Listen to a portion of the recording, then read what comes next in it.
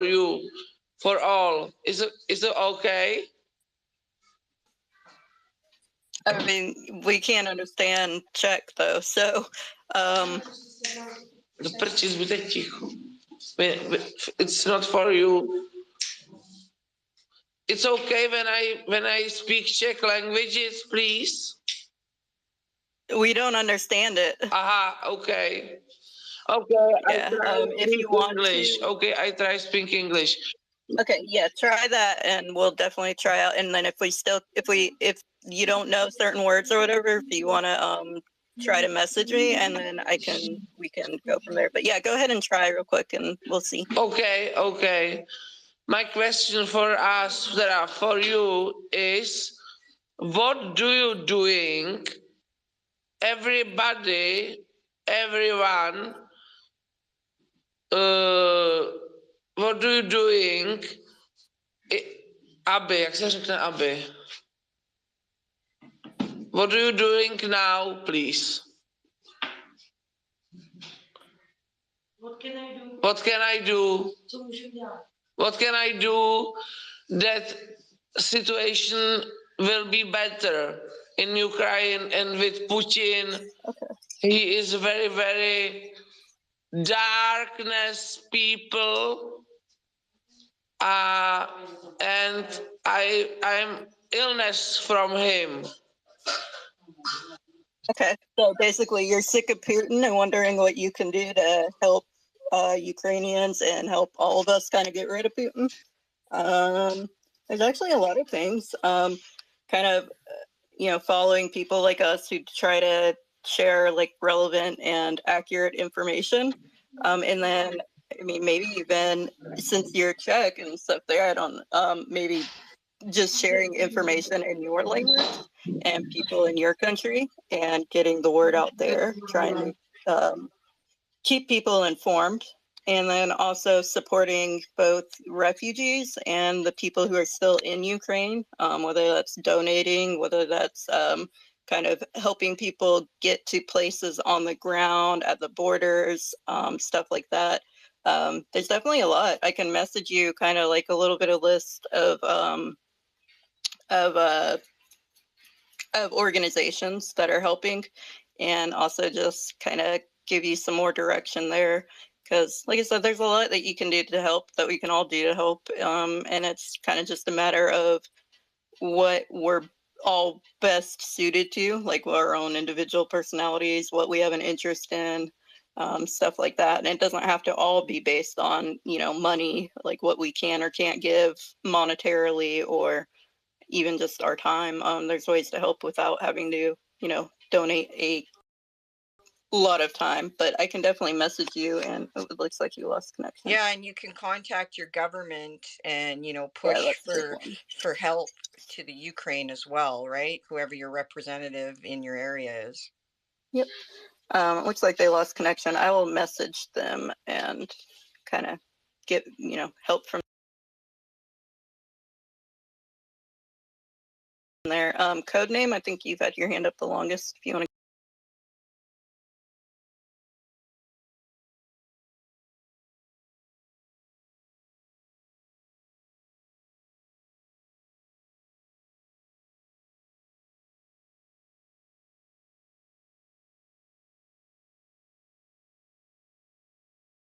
Been catching up on some.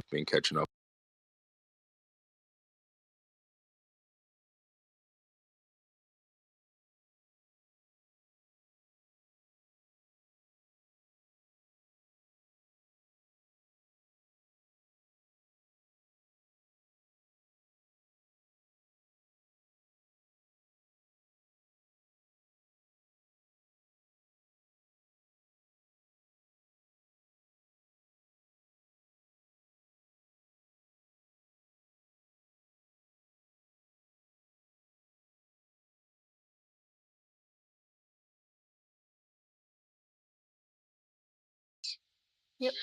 It looks like they lost connection. I will mess kind of get, help from there. Code name, I think up the longest. If you want to.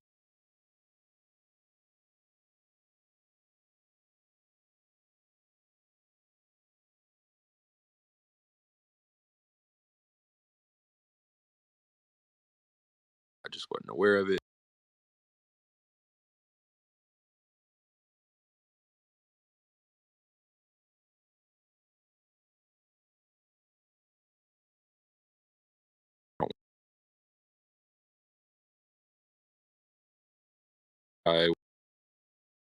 There's a video that does appear to show that and a claim for that.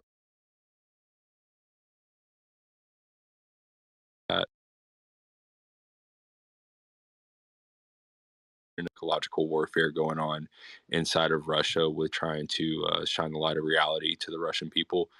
Somebody hacked into a cash register inside of Russia and started printing out "Stop Putin" on their thermal paper and went through a whole roll of thermal paper in the cash register. But that's about it.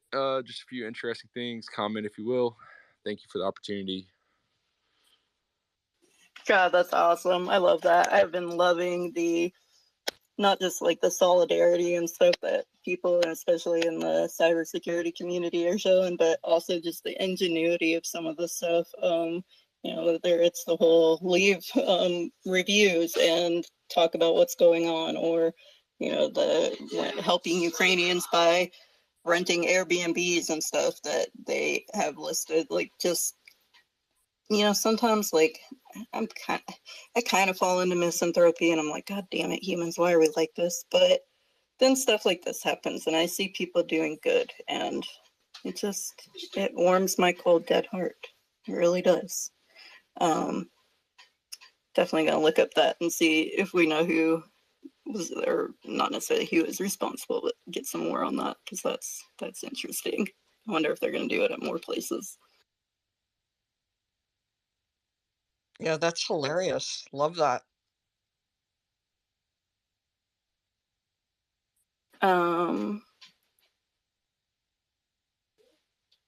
I think Chops and then Baby Brando. Can you guys hear me okay? Yeah. Okay, excellent. Grammar, I just sent you a link to an Instagram. My wife is from the Ukraine. This is somebody that she personally knows was running aid and from Poltava to Kharkiv in his Lada. We donated towards him because we know that he was a true cause. He was taking food to Kharkiv and evacuating people from Kharkiv on the way back to Poltava. I sent you the Instagram, and his car was deliberately targeted by Russian forces. I sent you the link so you can verify. This is the kind of stuff that we're seeing directly because my wife still has a lot of contacts in the Ukraine, in that area. So if there's any doubts of what's happening, there shouldn't be any. They're deliberately attacking evacuations and aid into Kharkiv and from Kharkiv. Jesus, that's horrible. Yeah, I just saw your message and looked.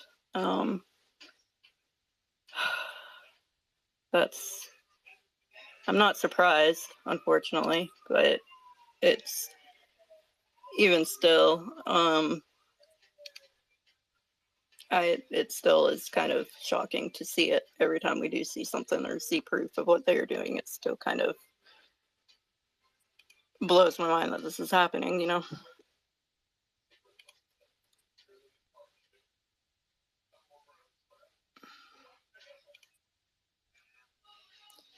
Definitely need to keep in mind that we can do stuff to help them out and all that, but also I've noticed in the last few days that they've definitely been starting to target more civilians, like intentionally, and target, supplies and all that as well. Been trying to keep track of that a bit, just because it helps to document all that. It helps to get the awareness out and all that too. I will definitely share the link to this guy and then share some more on Kharkiv, because I think I'm trying to remember. I think I saw something about Kharkiv mentioned a little bit ago as well. Go ahead, baby Brando. Hey everyone, thanks for all your hard work here. It's been awesome following. That's a heavy one to follow up with, but yeah, while I was formulating actually a question I had, just real quick, I wanted to circle back to another one of our friends' comments with respect to the cyber dimension. It just so happens, actually, I do some work with a utility I won't name in the US, and they're consistently, there's a blend of penetration testing, but also straight up, attacks on utilities trying to wiggle their way in. I can attest from a first person perspective, and this, obviously predates this calamity. So that's always kind of been a thing, and most of the time they're comprised actually of non-state actors, obviously, which makes attribution for something like that really hard. So, I mean, sooner or later that'll ratchet up, undoubtedly, but that kind of was already an existing element long before this war escalate or the invasion occurred. But actually, I was hoping, I do have a question for you, St. Cats. So, understandably, people's attentions has shuttled to the northern front.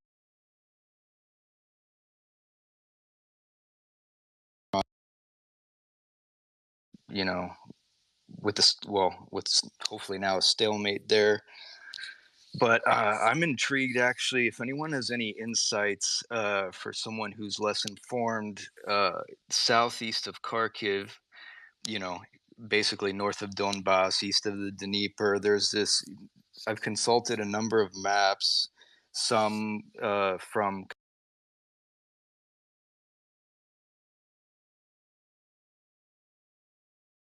kind of, and then Russian maps too. But there's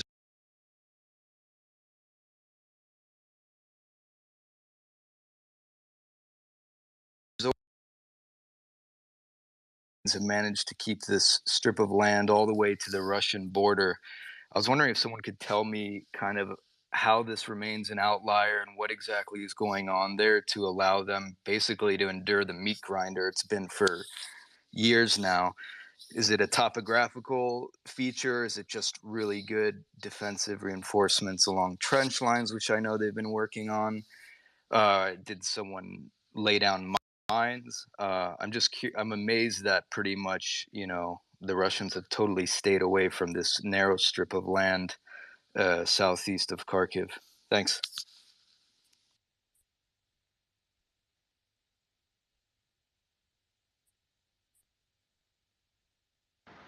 I can probably shed a little bit of light on that. I spent time in Poltava, like I said. That whole area, Poltava Oblast, has been so far spared, except of a couple of, like Lublin, a couple of areas that have been seen a couple of airstrikes. My mother-in-law just left there about 7 days ago. She's now in Poland. But what we were hearing there is that at the beginning of the conflict, when they started their offensive, my mother-in-law tried to seek out bomb shelters. Unfortunately, they were chained and padlocked. All the bomb shelters in Poltava proper, were padlocked and, in other words, they were inaccessible. We don't know if they were not completed because Poltava is a pretty old city. They seem to have the infrastructure in place for bomb shelters since World War II. So that was kind of fishy. What I'm getting from that area is that the mayor, and I'm getting it from different sources, the mayor is pretty much leaning towards the Russian side of the Poltava proper. So I'm starting to believe that some of these, 200, 300,000 people cities that are getting spared seem to have aligned themselves with Russia. That's my take on it from having and listening to what people are saying. Why else would you, padlock a bomb shelter when you have 200, 300,000 people in that city and nobody can answer that question to my mother-in-law and to many other people. I have been watching that close because, of course, I had family there. And to be spared in that manner, I've driven around that area. I've gone back and forth from Kharkiv to Poltava. My wife has gone back and forth because that's where she used to live. So to me, there's something fishy there. Something isn't clicking because it is in eastern Ukraine. And if Dnipro is already getting hit, which is south of Poltava, I believe it is in Poltava Oblast also, something is going on. Dnipro is going to be a little bit more probably pro-Ukraine. I was there about a year ago in Poltava. There was a big nationalist movement there, Ukrainian nationalists, which is the red and black flag. If you want to look into it, it has a lot to do with Bandera. It has a lot to do with how Bandera in the past, in World War II, resisted the Russian aggression towards the Ukraine. And we're talking thousands and thousands of youth that, would have these organized marches down the main streets of Poltava. So the other way I'm thinking is that they're avoiding that area because there is an ultra-nationalist or a pro-Ukrainian youth that has organized themselves and prepared themselves, and it would just pretty much be a meat grinder.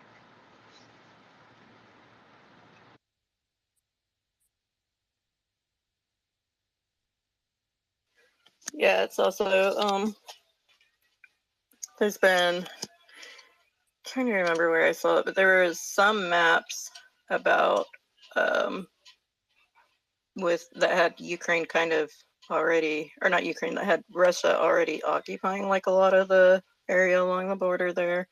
And there is some concern that if they were to try to attack Moldova, that it would bring Romania into it, which would possibly bring NATO into it, because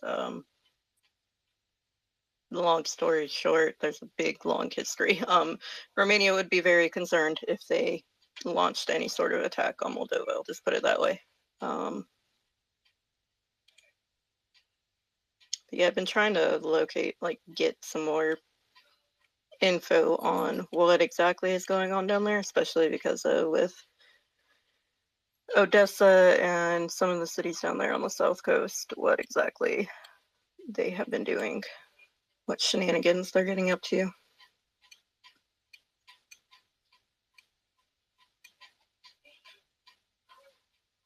I just posted, Grammar, some stuff of the aftermath of shelling of Mykolaiv.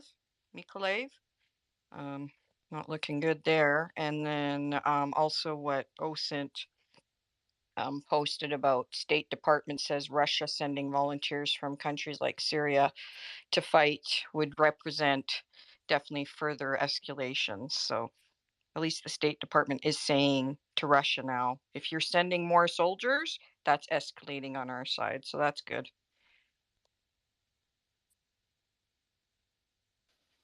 Yeah, I've been pretty impressed with how much the State Department is staying on top of things, for sure. I mean, the whole administration has been doing a decent job with at least sharing information. Like, we could all say they could be doing more to help Ukraine. I'm sure most of us agree on that. But in terms of sharing information, keeping us all informed, they've been doing pretty good with that and making statements to, what's the word? To illustrate their stance on different information coming in. Yeah, it's good.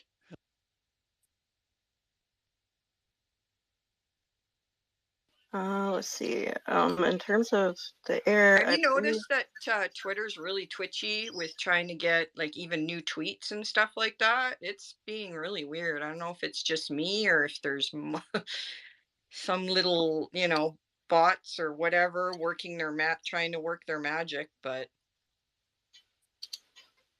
I haven't noticed too many issues today for once. I had a lot of issues, not yesterday, but the day before.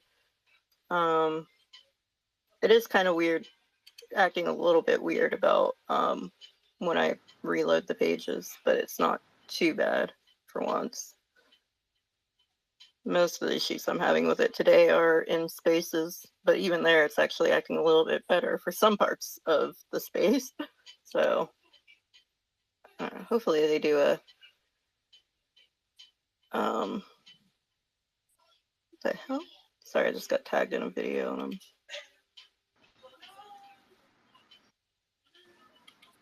God.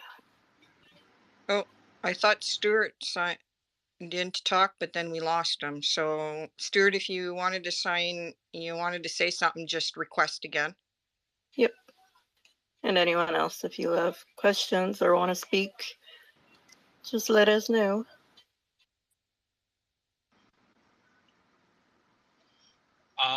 About the glitches, Grammar, you're coming across real glitchy. I've had to disconnect and connect many times because you're breaking up really bad, and I do believe that there is some bots trying to do some weird stuff for sure. I would just like to ask if there's somebody in here that can explain what the Azov battalion is that people keep mentioning. If there's anybody that knows a lot about it, that's it. Thank you. Okay. The Azov battalion was a battalion that was okay. They were a faction of nationalists during the Maidan, the original Maidan. They were very pro-Ukraine, ultra-nationalists. A lot of them were from UPA, UPA, if you want to look at that. And what it was is that they were the initial fighters to push back Russia. Okay, they've gotten a bad rep. They got a bad rep during that because, of course, disinformation. Ever since there was a general that came in or a colonel that came in and cleaned up the Azov battalion in the past few years. The Azov battalion has been trained by Canadians and U.S. Special Forces for many years now. They're a very tactical. They're reckoned with. They're on the front lines of Donetsk and Luhansk area. They train pretty much a lot of them have Cossack roots, which were, as if you research Cossacks, they're fierce warriors from Ukraine. They've always have been. But the Azov battalion is mostly operational in American tactics and Western tactics, and they play a big role in regular forces in Western tactics.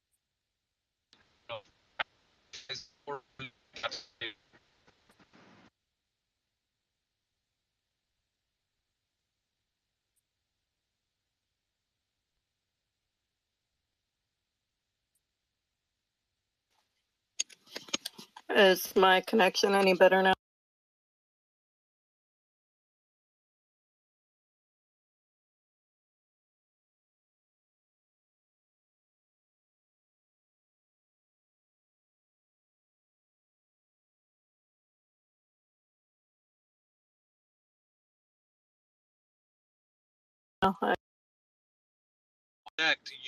I can hear you fine for about a minute, and then it starts getting glitchy. So I think it's between speakers, like speakers and hosts. They're not letting us really try to communicate. They're trying something, I'm sure. Okay, yeah, and just out of curiosity, if listeners can let me know if y'all are hearing me well or not, then that way I can just. Some people are saying they can hear a little bit better, but I just shared a meme in the nest about Azov. Well, not necessarily about them, but kind of what's going on with all the disinformation about them. When I was trying to get some OSINT and research what was going on in Mariupol the other night after that maternity hospital was hit, I saw so much disinformation about how they were how the hospital was being used by Azov Battalion and neo-Nazis and all that. So yeah, Russia's definitely using it to spread disinformation and the whole denazification bullshit. But yeah, he covered it pretty well in terms of the history of it. And just for reference, the whole far-right Nazi BS that they spread, just to put it into perspective a little bit, like only 2% of the vote went to any of the far-right parties in the last election in Ukraine. So, I mean, yeah, there might be an issue with some far-right parties there, but it's not any more of an issue than, and in fact, it's probably less of an issue than, say, the far right in the United States or in Poland or, you know, any other Western democracy. So, yep. Let's see. Who other? I think Baby Brando. You can go ahead and go. Yeah, it's me again. You two did an awesome job. I think you're very fair.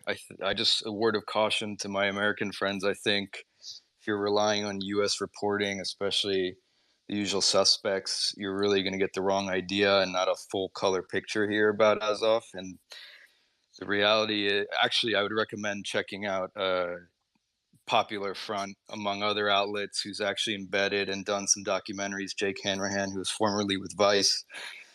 And some of the media he puts out really drives home the reality that, like all things in life, it's not black and white. It's very much gray area, and you definitely have, reactionary elements gravitate, especially to irregular battalions like that. In 2014, but now, since then, as Cho mentioned, they've been integrated into the larger Ukrainian military. With some really heavy measures to try to weed out kind of bad actors. But, they also do have a political wing. They have a street wing. It is a street movement too, which is problematic. And, but, to be fair, I've heard firsthand, there's, for instance, I know a number of Italian members of Forza Nuova and radical right-wing elements have gone to Ukraine as war tourists, and also I've heard of Spaniards, Falangistas, and even some Brazilians. But Azov is also comprised of a lot of pretty left-wing elements as well, even former Peshmerga from Syria. So it's kind of all hands on deck. I think Americans that are relying on mainstream media are really not, you're not going to totally get the whole picture. But that's all, for me at least. Yeah, definitely. I try to. One thing I'm kind of grateful that I did very quickly with once I started tracking just the troop buildup and stuff back in like January is that I found a lot of Ukrainian citizens, journalists, and then also, like I've mentioned, You're breaking before, out again, Grammar. yeah, a lot of listeners have said they're having no problem hearing me, so I guess we'll just have to bear with it with the speakers for now. Tried moving a little bit because I did that too, and it helps sometimes when I move, like whatever you're on. If you're on your phone, I find sometimes just moving the location a bit will help. The only problem with that is if I move and then it makes it better for the speakers, it might make it worse for the listeners. I will try though. We'll see. But so far, like I haven't. Back on. I'll put the caps back on. Yeah. So far, most of the listeners are saying that they're not having any issues. So we'll just wing it for now. I might close the space and then make a new one in a little bit just to see if that helps us on the speaker's end. But anyway, yeah, one of the things I did was just very early on was to find Ukrainian people, Ukrainian and Black Ukrainians too, especially once I started seeing some of the stuff at the border, just to kind of get their perspective and to get actual kind of reporting, so to speak, on the ground. And then like with the leftists, when I started seeing my fellow leftists kind of losing their shit about NATO and militarization and blah, blah, blah, I started following leftists in the Balkans and in Scandinavia to get perspective on there. So just kind of, to wrap all that up, basically just be careful of listening to anyone in the US, any reporters, all that, and taking it as, taking it as 100% law and fact. Definitely make sure you are just listening, especially before you go and repeat stuff. And that's something we try to do with the spaces as well, is make sure that, we're sourcing things and giving you guys actual accurate information. Go ahead, Chops. I just wanted to add,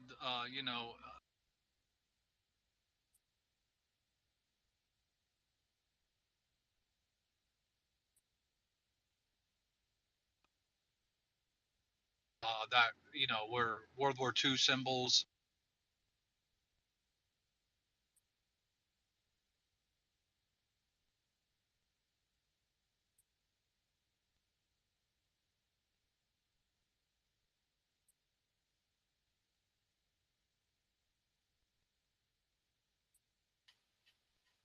Are you there? Or is this another case of the speaker's not Yeah, hearing? I'm sorry. I'm also getting. Can you guys hear me? Okay. Yeah, I can hear you, Ben. Okay. Since 2016, 2017, there's what's called these ultra-nationalist movements in eastern Ukraine, especially in these smaller cities.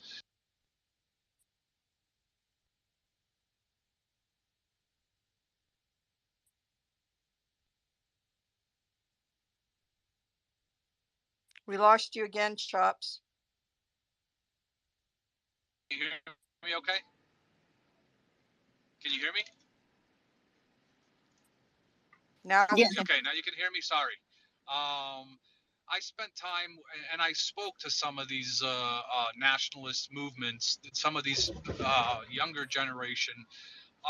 They were not comprised of some black members, some Indian members, some Muslim members inside the Ukraine. So when they say that there's a racial problem within that organization, I beg to differ. I was on the ground. I spoke to them. I did some work in their university, their local universities.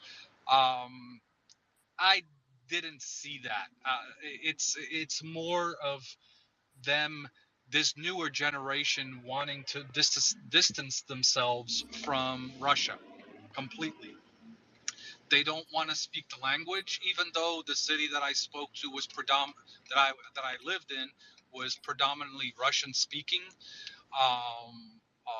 They kind of want to disassociate themselves because they don't consider themselves Russian. They are Ukrainian. They're ethnically Ukrainian. This to me, I tend to agree with it, only because in order for a nation to especially that close and had these ties with Russia, to disassociate themselves with Russia, they had to kind of disassociate the language. They have their own alphabet, which is still Cyrillic. There's certain words that you can distinguish a Ukrainian from a Russian, and that's what the military. If you watch a lot of these videos that are being posted, um, um, they are they have you say a specific word. I can't even pronounce it. I've tried. My wife tried to tell me, 1,000 times for me to pronounce it. Unless you were born in Ukraine, went through Ukraine schools, which they teach both at the time, they taught both Russian and Ukrainian. You cannot pronounce this word. So that's how they're catching these Russians that are taking off their military uniform, putting on civilian clothes, and they're asking them, say this word. And if they can't say it, which every Ukrainian that went through the Ukrainian education system can say it, is the only way that they can distinguish if that is a combatant that is now taken off his uniform and put on civilians, and they're catching them that way. They're telling them, say this word, and if they can't say it, you're done. You're a Russian. You're no questions asked. I just wanted to put that information out there. yeah, we've been hearing that, and it's actually quite smart. Like Mhm.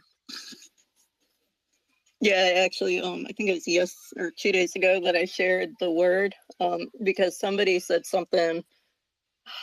I can't remember what the original thread was about, but somebody said something about the whole saboteurs, and then somebody replied saying, well, what if they do hit Ukrainians, or what if they do take out Ukrainians and not actual Russians, even when the Russians are putting on Ukrainian troops? So I was like, it's simple. You ask them to say like one very specific word that even the Russian speakers in Ukraine cannot say the same way as Ukrainians. And then boom, that's how and I've heard from Ukrainian forces on the ground that yes, that is what they've been doing, and they've been catching a lot of the Russian troops who are putting on the Ukrainian forces uniforms.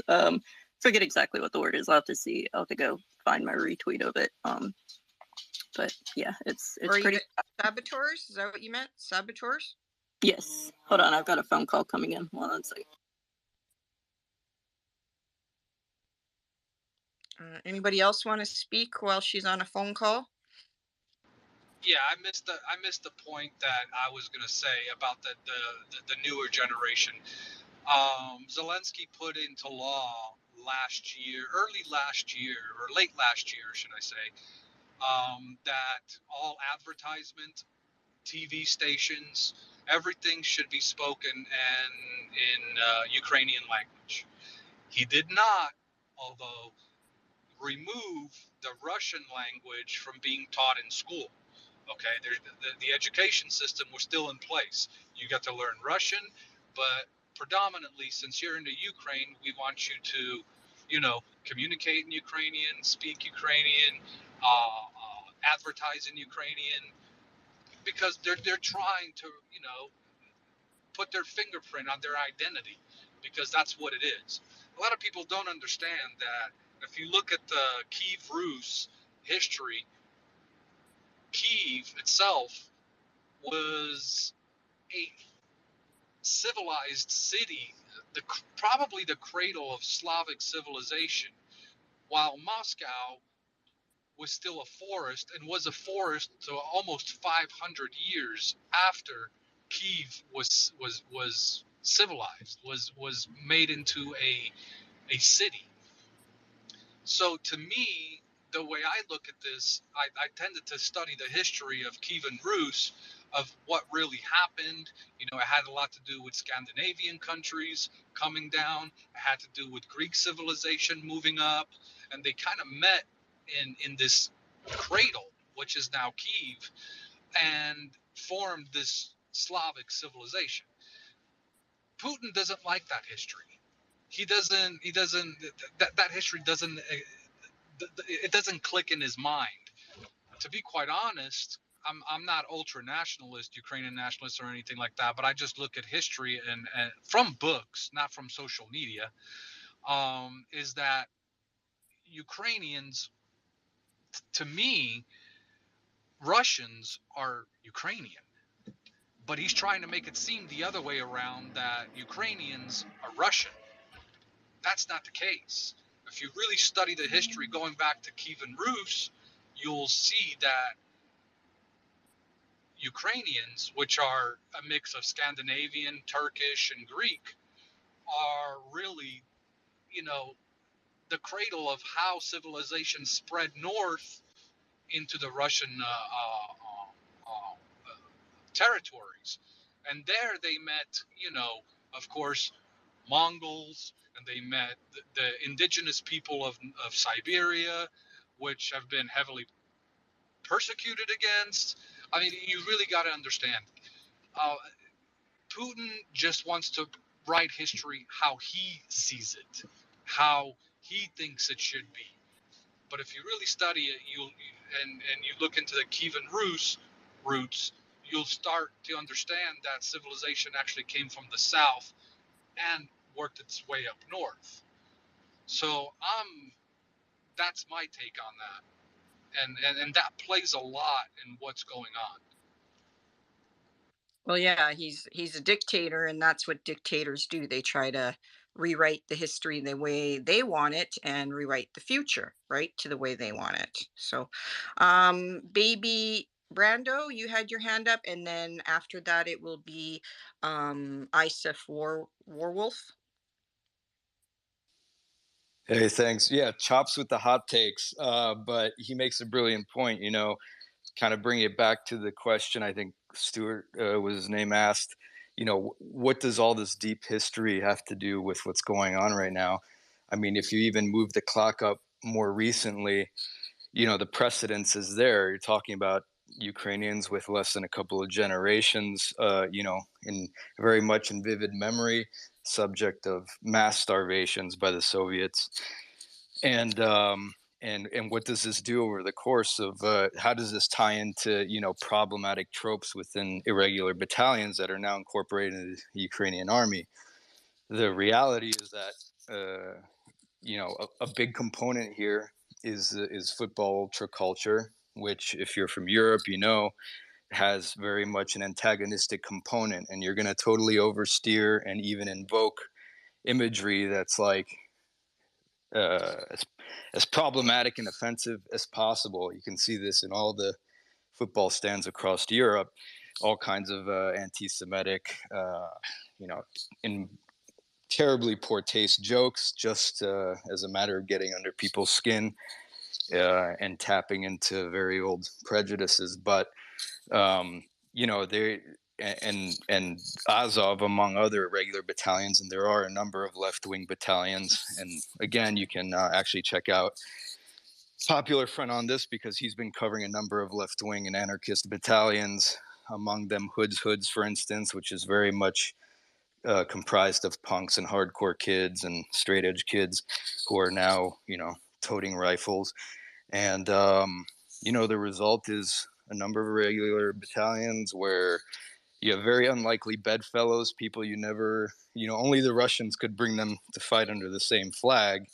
So it's very much a minefield, and it doesn't make for great, you know, when a blue check journal kind of comes into the mix, airdrops in, goes out for a day and starts taking pictures and leaves and then reports and kind of gets ends up in their echo chamber patting themselves on the back, they're ultimately going to report on things like you know, all the iconography that the Azov has invoked and stuff like this. So that, at least that's one perspective on it. Thanks.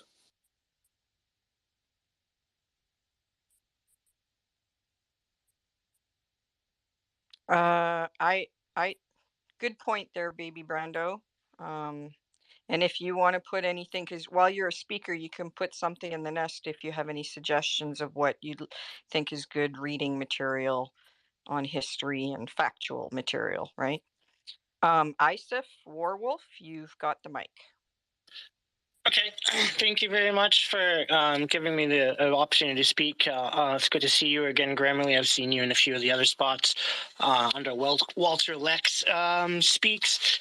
I'm just going to preface this with this. I'm just going to try to add a different perspective on this. You probably already heard, I just got into this room. I haven't heard your whole conversations. So I'm also going to preface this with this. I am not defending Putin or defending the invasion of Ukraine. I think it is terrible, that war is terrible, and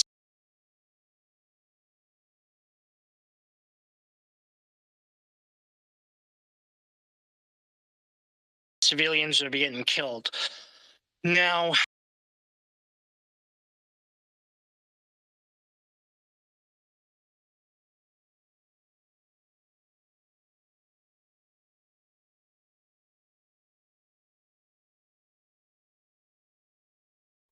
When this happens, when the audio just goes to shit. But it looks like it's a problem on their side because all the speakers have just been converted to listeners.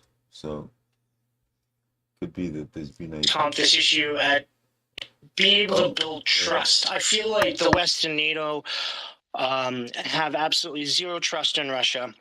And the invasion kind of, you know, goes towards that. I mean, it's not smart of Putin to go like, well, I want you to trust me, but then here I am invading a country.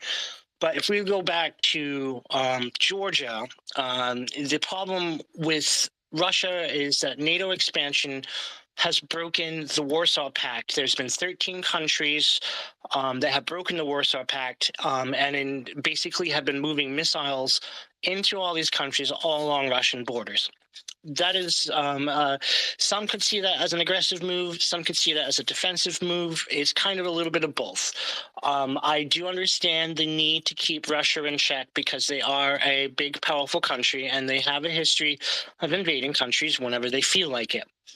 Now, I don't think that Russia or Putin wants Ukraine. There's been multiple reasonings and examples of why they don't want it and they can't have it. I don't think personally, from what I've seen, that they want to hold on to Ukraine. I mean, it's going to be expensive for them to do so. The people of Ukraine, especially in the western section, doesn't want Russia to be there, and I don't think they're there to be an occupying force. I think what the thing is if you go back to Georgia, then Georgia was flirting with the idea of becoming a NATO, and Putin. A little history about Putin. When he was a child, he grew up really, really poor. And he had mentioned this in one of the documentaries about him, that he used to chase rats in his apartment when he was a child.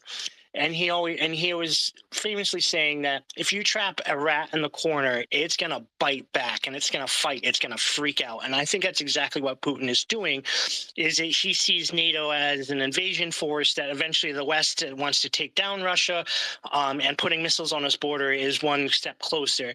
With Georgia, he invaded Ukraine and said pretty much we want to keep them neutral and as a buffer zone away from NATO. And so they refused to do that. And so he moved his troops in, took over small parts of Georgia, and then they remained neutral. They backed out. I feel this is just a hypothetical situation. I feel like this whole invasion could have been avoided if Biden and the West had agreed to keep Ukraine neutral. Biden was famously saying, no, we are not going to let Ukraine become neutral. And so I think Russia felt like they had no other option. Now, I'm not saying it's a good option for them to do it. I am not saying it's justified. So that's one issue. Another issue is the Minsk Accord. I mean, somebody had mentioned the Azov Battalion. Yes, they do exist. The far right group moved. There's someone called them far left. I'm going to call them far right. They're the ultra nationalists. And there's been the history going back to World War II, going back to Stepan Bandera, who worked with the Nazis to basically kick out the Soviets because they didn't like the Soviet occupation. So there has been an ultra-nationalist movement going on with was it the United Ukrainians, the far-right group, the Azov Battalion. And there's been, if you ever look at any of the Maidan footage, there's flags that are black and red, and that stands for blood and soil. Those are the ultra nationalists. Those are the far right. We can call them far left, far right, doesn't really matter. It's a fundamentalist group. So the Azov Battalion, the Nazis, neo-Nazis do exist, and they have been basically torturing and shelling and trying to take back the Donbass region and Luhansk. But so there has been a breaking of that accord. Another thing is that there's definitely an energy perspective on this. The Russians have an oil pipeline that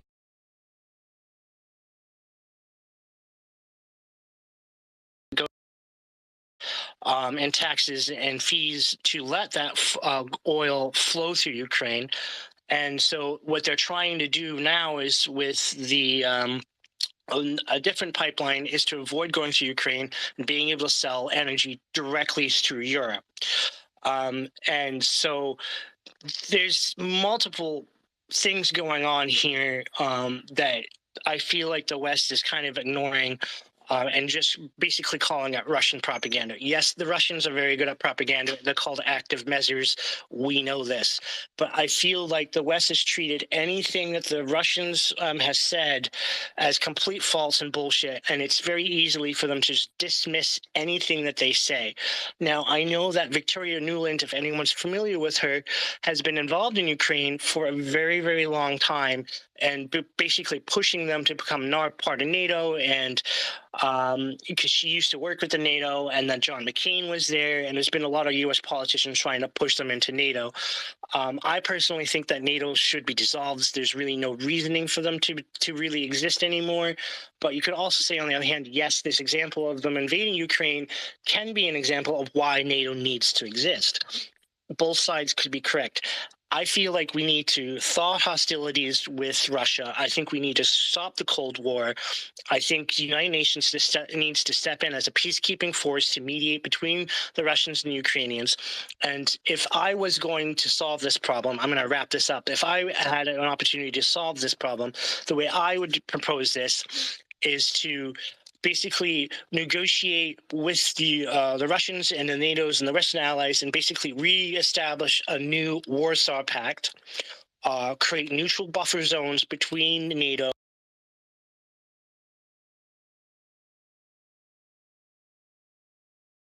establish the Minsk Accords, and try to push the United Nations and Western countries and Ukraine itself to try to remove any kind of nationalist parties that are a problem from their country, because all they're going to do is they're going to be going after the ethnically Russian people in that country, and it's going to continue to cause this crisis.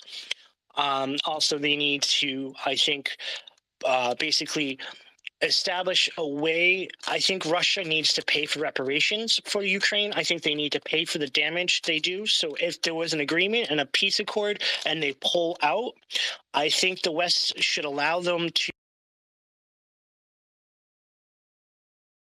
to sell energy and So do oil. you have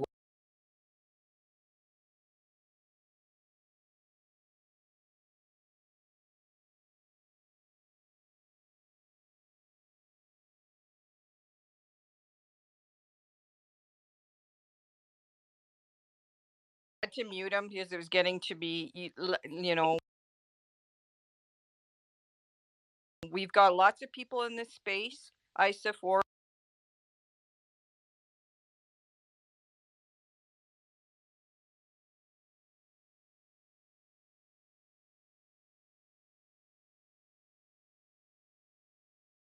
Wolf, so we have to let other people.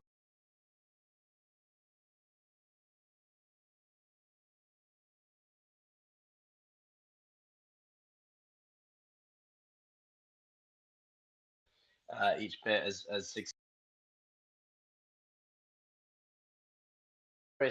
and short-sightedness that it has treated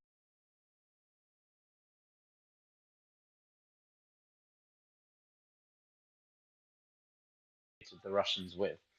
I think it's very important to make.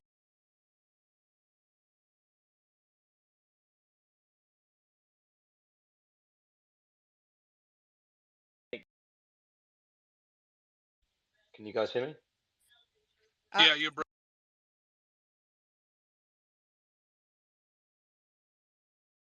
breaking up pretty bad. Yeah. Oh, okay. Let me see if I can improve it. Sorry.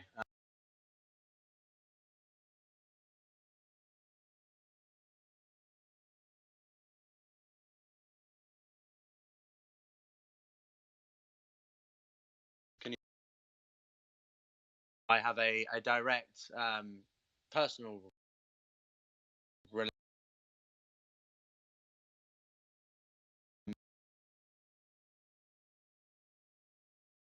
It's the case of Russia, but also China. We assumed when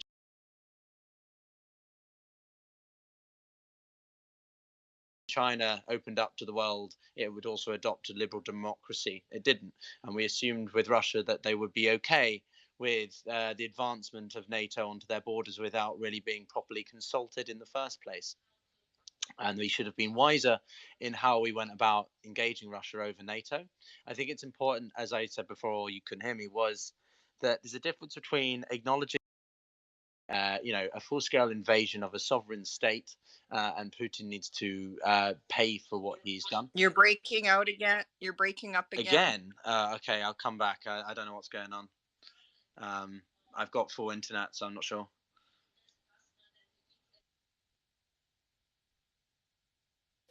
Hold on, I'll go ahead and send him a speaker invite real quick.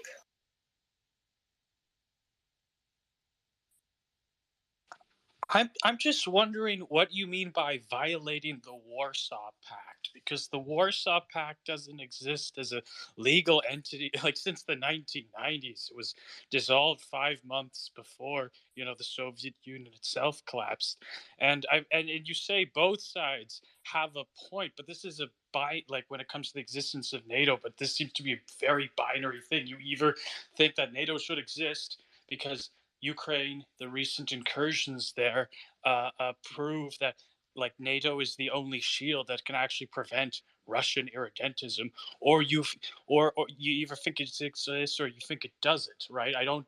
It's very hard to both sides that issue when it's so binary.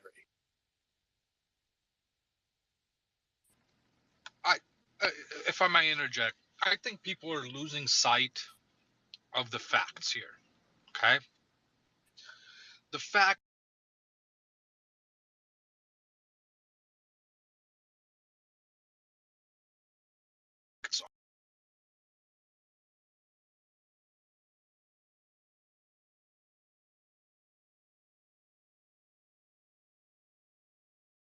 Germany, Putin started bombing his bombing campaign on Ukraine on February 22nd at 4 a.m. There's some politician that was calling for the bombing to start at 4 a.m. 2 or 3 days prior in Duma.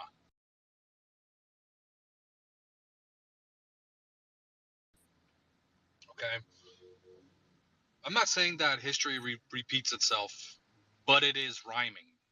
You cannot lose sight of who the aggressor is, the atrocities that are being committed. Ukraine did not go onto Russian soil. They not one time were they fighting a contested space in Luhansk and Donetsk? Yes. Okay, that's undeniable. But they not once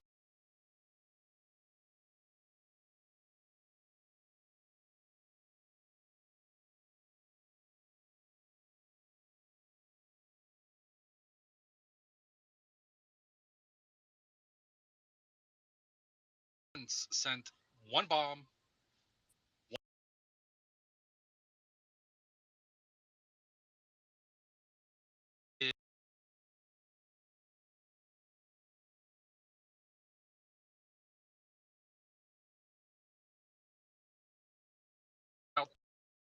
Ludicrous, completely ludicrous.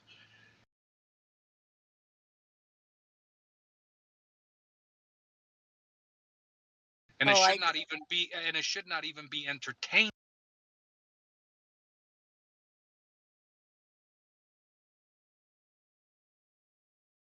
We have.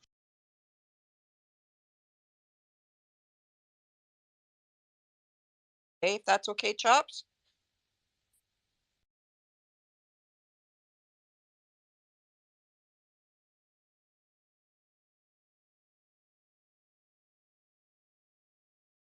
People. There's a really good article on foreign policy called "When Putin Loved NATO," and it was written by George Robertson, who was the Secretary General at the time and had a decent. The audio is going to shit here. This is getting NATO in a annoying. Not a full membership.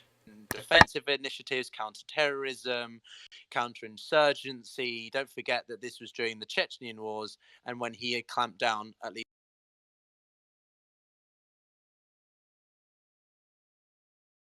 under false pretexts, had clamped down on the uprising.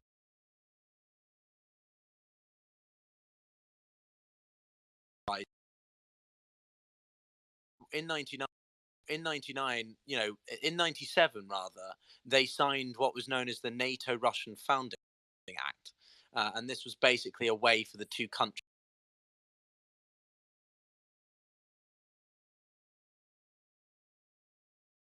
countries sort of looser arrangements with NATO, and it still is since 1994. It still is part of the PIP, ironically, even now.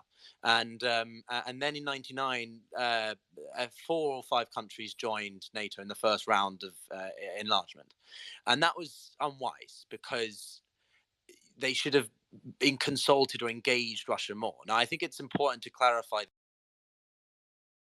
that many decades and are fearful of being so again. So they have a perfect right to be part of NATO, but there are better ways to incorporate this with Russia and say, okay, is there an arrangement that we can come to that will, keep you not satisfied, but okay or comfortable with the security developments. But then over the 2000s, from 2004 to 9, we had at least another 10 or so countries, 9 or 8 or 9 countries joined, from the Baltics to Romania to Bulgaria and so on. That was a bad idea if you wanted to engage Russia constructively over the long-term security of Europe. And I think it was... And then that's partially the reason that Putin invaded Georgia in 2008, because he felt that he needed to sort of make a move. He needed to make a sign that the Russian military is capable and they're not okay with this, at least from Russia's perspective, perceived NATO aggression. Now, again, every country that joined has a right to do so, but it's a delicate balance. And I think that had the West been more intelligent in how they engaged with Russia,